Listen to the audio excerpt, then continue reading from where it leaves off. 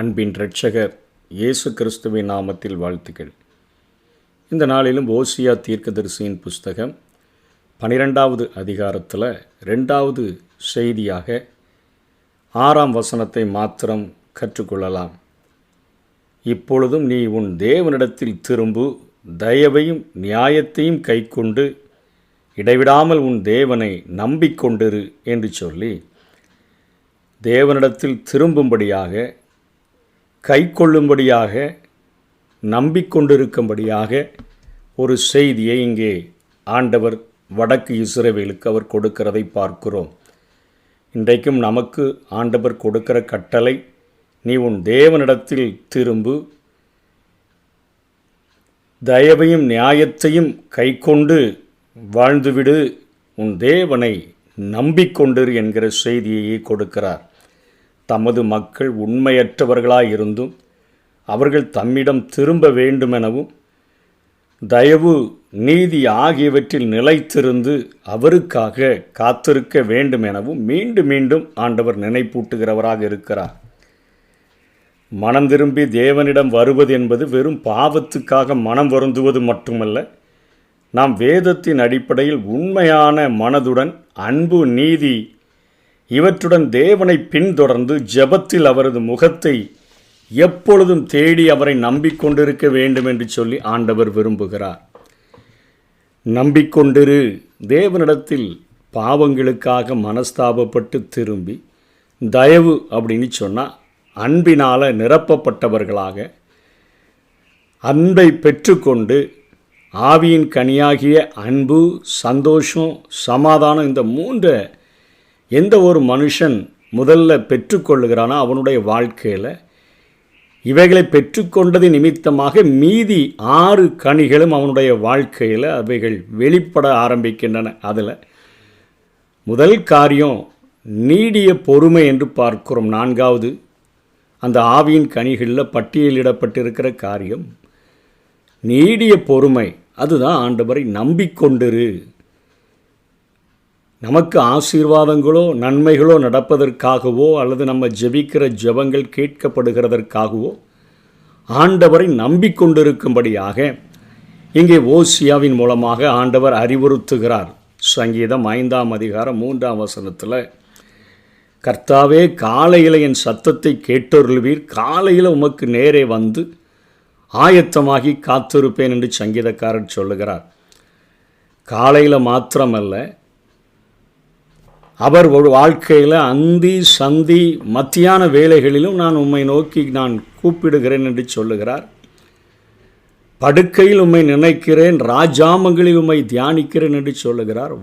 வாழ்க்கையினுடைய அந்த ஒரு நாளின் எல்லா நேரங்களிலும் ஆண்டவரை அவர் அத்தனை உலக பிரகாரமாக அவர் ஒரு மிகப்பெரிய தேசத்துக்கு தாவீது ராஜாவாக இருந்த போதிலும் கூட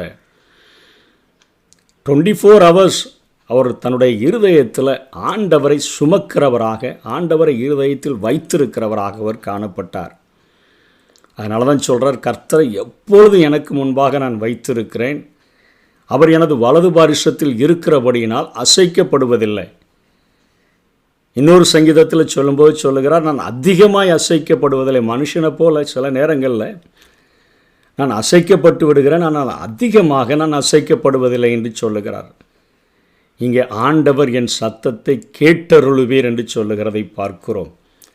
இன்றைக்கு ஆண்டவரை அறியாத ஆராய்ச்சியாளர்கள் கண்டுபிடித்திருக்கிறார்கள், அதிகாலை 3 மணியிலிருந்து 5 மணி வரையிலும் ஒரு சூப்பர் நேச்சுரல் பவர் மனிதனோடு கூட உறவாட துடிக்கிறது என்பதை அறிந்திருக்கிறார்கள்.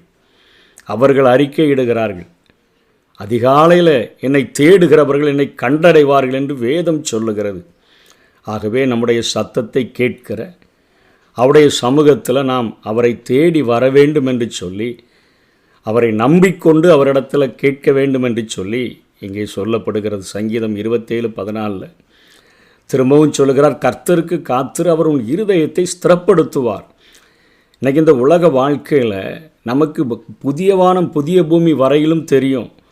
இப்போ நம்ம வாழ்ந்து கொண்டு இருக்கிற இந்த நாட்களில் மிகவும் பரிசுத்தமாய் வாழ்ந்தோம் என்று சொன்னால் ஆண்டோடைய ரகசிய வருகையில் நாம் எடுத்துக்கொள்ளப்படுவோம் என்று சொல்லி தெரியும் நமக்கு. அதற்கு பின்பாக இந்த பூமியில் உபத்திரவ காலங்கள், மகா உபத்திரவ காலங்கள் நடக்கும். இங்கே அந்த உபத்திரவ காலத்துக்கும் மகா உபத்திரவ காலத்துக்கும் இடையில் ஒரு யுத்தம், கோகு மாகோகு யுத்தம் நடக்கும். மகாபத்திரவ காலத்தின் முடிவில் ஒரு அர்கமதான் யுத்தம் நடக்கும். இயேசு கிறிஸ்துவனுடைய 2ஆம் வருகை நடைபெறும். அவர் சாத்தானை பிடிச்சி கட்டி பாதாளத்தில் தள்ளி 1000 வருடங்கள் ஆட்சி செய்வார் என்பது தெரியும். அதற்கு பின்பாக சாத்தான் விடுதலையாகி வருவான். மீண்டும் ஒரு கோகு மாகோகு யுத்தம். அதற்கு பின்பாக வெள்ளை சிங்காசன நியாய தீர்ப்பு. அதற்கு பின்பாக புதிய வானம் புதிய பூமி. தெளிவாக எல்லாவற்றையும் அறிந்திருக்கிறோம். ஆனாலும் நம்முடைய இருதயத்தை இந்த உலகத்தின் சூழ்நிலைகளை கொண்டு சத்துருவானவன் அடிக்கடி கலங்க பண்ணக்கூடியவனாக இருக்கிறான். ஒவ்வொரு நாளும் அவருடைய சமூகத்தில் காத்திருக்கும் பொழுது நம்முடைய இருதயத்தை அவர் ஸ்திரப்படுத்தக்கூடிய ஒரு ஆண்டவராக இருக்கிறார். அதே போல் சங்கீதம் 33:20 நம்முடைய ஆத்துமா கர்த்தருக்கு காத்திருக்கிறது, அவரே நமக்கு துணையும் நமக்கு கேடகமுமானவர். முதல் இந்த ஓசியா 12:1 பார்த்தோம். அவர்கள் இராணுவ பலத்தை நம்பி அசீரியாவையும் எகிப்தையும் நம்பி போகிற காரியம் காற்றை மேய்ந்து கொண்டல் காற்றை பின்தொடர்கிற காரியத்திற்கு சொல்லப்பட்டது. இன்றைக்கு உலகத்தில் ஒரு முழுமையான பாதுகாப்பை தரக்கூடியவர், நமக்கு கேடகமாக இருக்கக்கூடியவர் நம்முடைய கர்த்தர் மாத்திரமே. அவரே நமக்கு துணையாக, எல்லா சூழ்நிலைகளிலும் நமக்கு துணையாக வரக்கூடிய ஆண்டவர். சத்தத்தை கேட்டருளுகிறார், இருதயத்தை ஸ்திரப்படுத்துகிறார், நமக்கு துணையாக, நமக்கு கேடகமாக நம்முடைய வாழ்க்கையில் அவர் இருக்க விரும்புகிறார். அதே போல் கர்த்தருக்கு காத்திருந்து சங்கீதம் 37:34 அவருடைய வழிகளை கைக்கொள், அப்பொழுது நீ பூமியை சுதந்தரித்து கொள்ளுகிறதற்கு அவர் உன்னை உயர்த்துவார். துன்மார்க்கர் அறுப்புண்டு போவதை நீ காண்பாய். நம்முடைய வாழ்வின் உயர்விற்கு, நம்முடைய வாழ்வின் மேன்மைக்கு இந்த பூமியை உலக பிரகாரமாக அல்லது ஆண்டவருக்காக ஆத்துமாக்களை ஆதாயப்படுத்துகிற ஒரு உன்னதமான ஆசீர்வாதங்களை ஆண்டவர் தருகிறதற்கு நாம் அவரை நோக்கி நம்பிக்கொண்டிருக்க வேண்டும் என்று சொல்லி இங்கே சங்கீதக்காரன் சொல்லுகிறான். சங்கீதம் 123:2 இதோ வேலைக்காரரின் கண்கள் தங்கள் எஜமானின் கையை நோக்கி இருக்குமா போலவும், வேலைக்காரியின் கண்கள் தன்னுடைய எஜமாட்டியின் கையை நோக்கி இருக்குமா போலவும், எங்கள் தேவனாகிய கர்த்தர் எங்களுக்கு இரக்கம் செய்யும் வரைக்கும் எங்கள் கண்கள் அவரை நோக்கி இருக்கிறது. இரக்கம் செய்கிற வரையிலும் அவரை நோக்கி இருக்கக்கூடிய காரியத்தை நம்பிக்கொண்டிரு என்கிறதை இங்கே வேதம் நமக்கு சொல்லிக் கொடுக்கிறதை பார்க்கிறோம். ஒரு அருமையாக இந்த நூற்றாண்டிலே நடந்த ஒரு சம்பவம், அமெரிக்க பத்திரிகைகள் நாளிதழ்களில் வந்த ஒரு காரியம் என்னென்னா, ஒரு கேன்சருக்கு மருந்து கண்டுபிடித்த அமெரிக்காவில் உள்ள சிக்காகோவை சேர்ந்த மார்கன் என்கிறவருக்கு அங்கே ஒரு யூனிவர்சிட்டியில் ஒரு மிகுந்த பாராட்டு விழா ஒன்று வைக்க வேண்டும் என்று சொல்லி ஆயத்தப்படுத்தி எல்லா டெஸ்ட்லையும் அவர் கண்டுபிடித்த அந்த கேன்சர் மருந்து அது 100க்கு 100 அது நிரூபிக்கப்பட்டபடியினால் அவருக்கு ஒரு பாராட்டு விழா வைப்பதற்காக ஆயத்தப்படுத்தி அவரை ஒரு நாள் குறிப்பிட்டு அழைத்திருந்த பொழுது அவர் அவருடைய இடத்திலிருந்து அந்த யூனிவர்சிட்டிக்கு செல்லுகிறதற்கு அவர் ஃப்ளைட் டிக்கெட்லாம் அரேஞ்ச் பண்ணி 6 மணிக்கு அவருக்கு அந்த பாராட்டு விழா என்று சொன்னது. இவர் கிட்டத்தட்ட 7 மணிக்கெல்லாம் காலையிலேயே அவர் கிளம்பி ஒரு 12:30 மணி அந்த மாதிரி சமயத்தில் அங்கே நம்ம போய் சேர்ந்து விடலாம் என்று சொல்லி அவர் ஆயத்தப்படுத்தி அவர் கிளம்பும் பொழுது, அவருடைய ஃப்ளைட்டில் ஏறி அவர் போகும் பொழுது பயங்கரமான மழை, பயங்கரமான இடி மின்னல், சூறாவளி காற்று இவையெல்லாம் அடித்த உடனே பக்கத்தில் உள்ள ஒரு ஏர்போர்ட்டில் அங்கே இறக்கி விட்டார்கள். ஃப்ளைட்டை இறக்கிட்டாங்க. இவருக்கு என்ன செய்கிறதுன்னு தெரில. 1 மணி நேரம் ஆகுது, 2 மணி நேரம் ஆகுது, என்ன பண்ணுறதுன்னு தெரில. அங்கே ஏர்போர்ட் மேனேஜர் இடத்துல போய் கேட்குறாரு, என்ன ஃப்ளைட்டை எடுப்பீங்களா, இப்படி அவசரமாக போகணுமன்னா, இல்லை இன்னும் மழை வழுக்கிறது, இன்னும் காற்று அதிகமாக இருக்குது, ரொம்ப மோசமான சூழ்நிலையில், அதனால் நம்ம ஃப்ளைட்டை எடுக்கிறது சந்தேகதான்னு சொன்ன உடனே கிட்டத்தட்ட 12 மணி 12:30 மணி ஆகிவிட்டது. அவர்களிடத்தில் கேட்டார், நான் இப்படிப்பட்ட ஒரு ஃபங்க்ஷனுக்கு போகணும், என் வாழ்க்கையில் ஒரு சந்தோஷமான ஒரு அனுபவம், இதை நான் கண்டுபிடித்த அந்த கண்டுபிடிப்புக்கு எனக்கு கிடைக்கக்கூடிய ஒரு பாராட்டு, இதுக்கு நான் எப்படியாவது போகணுன்னு சொன்னோடனே அவங்க சொன்னாங்க, வேறு ஒரு வழியும் இல்லை, வேணால் ஒரு டேக்ஸி அமர்த்தி தருகிறோம், இங்கேருந்து அங்கே 4:30 மணி நேரங்கள் 5 மணி நேரம் ஆகும், நீங்கள் 6 மணி என்று சொன்னால் 5 மணிக்கெலாம் போயிடலாம், நாங்கள் வேணால் அதை அரேஞ்ச் பண்ணி தரட்டுமான்னு சொன்ன உடனே எனக்காக செய்து கொடுங்கன்னு சொல்லி அவர் அதில் ஏறி அமர்ந்து போக ஆரம்பித்த பொழுது மீண்டுமாக மழை வலுத்தது, மீண்டுமாக காற்று அடிக்க ஆரம்பித்தது. அங்கே அமெரிக்க ரோடுகளில் 120 130 போக வேண்டிய அந்த ஸ்பீடில் போக வேண்டிய காரால் அந்த டிரைவர் ஓட்ட முடியாமல், அவனுக்கு வழியும் சரியாக தெரியல, இருட்டிருச்சு. அவன் பார்க்குறான், போயிட்டு இருக்கும்போது எப்படியோ அவன் வழியை தவற விட்டு வேற எங்கேயோ வழியில் விட்டுட்டான். அவரிடத்துல சொன்னான், ஐயா 5 மணி 5:30 மணி ஆகுது, நம்ம இப்போ எங்கே இருக்கோன்னே தெரில, நம்ம போய் சேர முடியுமான்னு தெரிலன்னு சொல்லி அவன் புலம்பின பொழுது இவர் டைமை பார்த்தார், 5:30 மணி ஆயிடுச்சு, வழியும் தவற விட்டுட்டான், இனிமேல் போக முடியாது, மிகவும் அதிகமாக இருட்டாக இருக்குது, இன்னும் மழை பெஞ்சிக்கிட்டே இருக்குதுன்னு சொல்லிட்டு எங்கேயாவது லைட் வெளிச்சம் தெரிஞ்சால் அங்கே நிறுத்தி என்று சொன்னார். அங்கே போய் டிரைவர் அதை வண்டியை ஒரு காம்பவுண்டில் ஒரு வீட்டில் கொண்டு அந்த கதவை தட்டி அங்கே நிறுத்திட்டு ஒரு அம்மா, ஒரு 35-40 வயது மதிக்கத்தக்க ஒரு அம்மா வந்து இவர்களுக்காக கதவை திறந்த பொழுது இவரை உள்ளே கூப்பிட்டு ஒரு டவலை கொடுத்து, இதை துடைங்க, ரொம்ப நனைஞ்சிருக்கிறீங்க, உட்காருங்கன்னு சொல்லி அவர்களுக்கு டீ பிஸ்கட் எல்லாம் கொடுத்துட்டு உட்காருங்க, மழை நின்ன பிறகு போகலான்னு டிரைவரும் நிறுத்திட்டு அவனும் உள்ளே வந்து உட்கார்ந்தான்.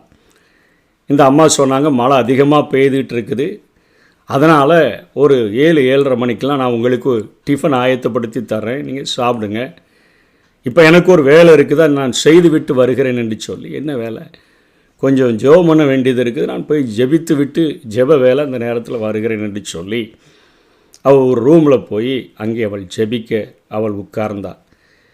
இவர் கொஞ்ச நேரம் பார்த்தார், அந்த அம்மா வரல, என்ன தான் செய்கிறாங்கன்னு பார்ப்போம்னு பின்னாடி போய் பார்த்தா அந்த அம்மா உட்கார்ந்துருந்து கண்ணை மூடிக்கொண்டு இருக்கிறாள். அதற்கு முன்பாக ஒரு பெட்டில் ஒரு வாலிபன், 16-17 வயது மதிக்கத்தக்க வாலிபன், அத்தனையாய் மெலிந்து ஒரு நோஞ்சானை போல அந்த கட்டிலில் படுத்து கிடக்கிறான். இந்த அம்மா அப்படியே கண்ணை மூடி ஜெபிக்கிறா, இயேசுவை நோக்கி அவள் ஜெபித்து கொண்டிருக்கிற அந்த நேரத்தில் இவர் கொஞ்ச நேரம் பார்த்தார். இவர் தன்னுடைய கண்டுபிடிப்புகளின் மேலே நம்பிக்கை உள்ள ஒரு ஆள், ஆண்டவர் இல்லைன்னு சொல்லுகிறவரும் இல்லை, ஆண்டவர் இருக்கிறார்னு நம்பி தேடுகிறவரும் அல்ல. ஆனால் இவர் அப்படியே, இவருக்கும் ஜெபிக்க ஒரு வாஞ்சை உண்டான உடனே அருகில் அமர்ந்து கொண்டார். அந்த அம்மா முடித்த உடனே, வாங்க நான் இனிமே உங்களுக்கு டிஃபன் ஆயத்தப்படுத்துகிறேன்னு சொன்ன உடனே இவர் கேட்டார், என்ன ஆச்சு, அது யார் அப்படின்னு கேட்டபோது, என்னுடைய மகன், எனக்கு கணவன் இல்லை, இவனுக்கு கேன்சர் வந்திருக்குது, ஹாஸ்பிட்டலெல்லாம் காட்டலையா அப்படின்னு சொல்லி கேட்டார். நான் எங்கெங்கெல்லாமோ கொண்டு போய் பார்த்தேன், எல்லாரும் சொல்லிட்டாங்க ஒன்றுமே முடியாது. ஆனால் ஒரே ஒரு டாக்டர் அமெரிக்காவில் சிக்காகோ என்கிற இடத்துல இருக்கிறாராமா, ஒரு பேர் மார்கனாமா, அவரிடத்துல போனால் எவ்வளோ செலவாகும்னு தெரியாது, அவர் தான் மருந்து கண்டுபிடிச்சிருக்கிறார். எனக்கு சிக்காகோ எங்கே இருக்குன்னு தெரியாது, டாக்டர் மார்கனை எப்படி கண்டுபிடிக்கணும்னு தெரியாது, எவ்வளவு செலவாகும்னு தெரியாது. யார்கிட்டையாவது போய் கேட்டால் அவங்க எல்லாருமே சிரிப்பாங்க, அவனுக்கு ஆயுசை கடவுள் கொடுத்தா பிழைப்பான் அப்படின்னு சொல்லி கேலியாக பேசுவாங்கன்னு சொல்லி நான் என்னுடைய இயேசுவினிடத்தில் ஜெபித்து கொண்டு இருக்கிறேன் என்று சொன்னபோது அவர் கேட்டார், எத்தனை வருஷமாம்மா, எவ்வளோ நாளாக ஜெபம் பண்ணுறேங்க? 5 வருஷமா நம்பிக்கையோடு நான் ஜெபம் பண்ணி கொண்டு இருக்கிறேன், உன்னுடைய கரத்தில் அவனை ஒப்பு கொடுத்துருக்கிறேன், இவனை எனக்கு சுகமாக்கி தரணும்னு சொல்லி அவர் கரத்தில் ஒப்பு கொடுத்துருக்கிறேன்னு சொன்னபோது ஜெபத்தின் மேலே நம்பிக்கை இல்லாமல் இருந்த அவருடைய கண்களில் அப்படியே கண்ணீர்கள் வழிந்தோட ஆரம்பிச்சிருச்சு. அவருக்கு தெரிய எந்த சூழ்நிலையில் இந்த இடத்துல நம்ம சேர்ந்துருக்கிறோன்னு சொல்லி அவர் சொன்னார், அம்மா நான் தான் அந்த டாக்டர் மார்கன், நான் எங்கேயோ போக வேண்டிய என்னை இத்தனை மழை பெய்ய வச்சு இந்த இடத்துக்கு ஆண்டவர் உன் வாசலில் உன் வீட்டுக்குள்ளேயே கொண்டு வந்து நிறுத்தியிருக்கிறார் என்று சொன்னால் அவர் உண்மை உள்ள ஒரு ஆண்டவர்னு சொல்லி மழை அதுக்குள்ளே நின்றதுனால தன்னுடைய ஆஃபீஸுக்கு ஃபோன் பண்ணி அடுத்த நாள் காலையிலேயே இந்த அம்மாவையும் அந்த பையனையும் இவருக்கும் ஃப்ளைட் டிக்கெட் போட்டு தன்னுடைய சொந்த ஹாஸ்பிட்டலில் கொண்டு போய் வைத்து 3 மாதங்கள் அவனுக்கு மருத்துவ வசதிகள் எல்லாவற்றையும் அவர் செய்து கொடுத்து அந்த மகனை அவர் சுகமாக்கி அனுப்பினார் என்று சொல்லி பத்திரிகைகளில் நாளிதழ்களில் இந்த செய்திகள் வந்தது. உண்மையான ஒரு காரியம். இன்றைக்கும் ஆண்டவர் நம்முடைய ஜெபங்களை கேட்டு அவரை நம்பிக்கொண்டிருக்கிறவர்களுக்கு வாசல் தேடி வந்து உதவி செய்கிற ஒரு ஆண்டவராக இருக்கிறார் என்று சொல்லி, அதனால தான் காலையிலேயே என் சத்தத்தை கேட்டருளுவீர், காலையிலே உமக்கு நேரே வந்து ஆயத்தமாகி காத்துருவோம். ஆண்டருக்கென்று ஒரு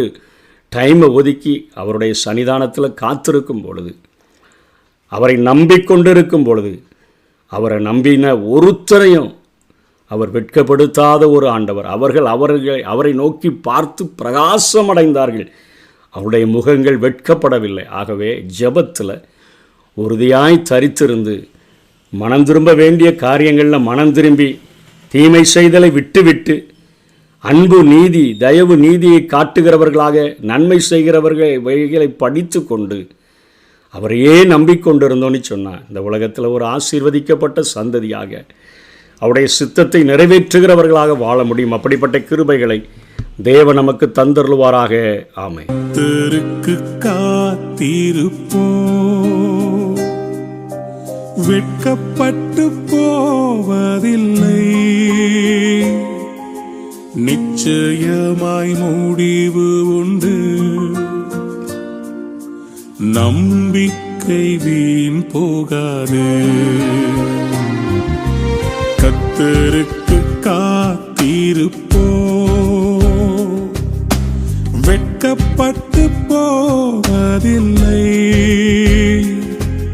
நிச்சயமாய் முடிவு உண்டு,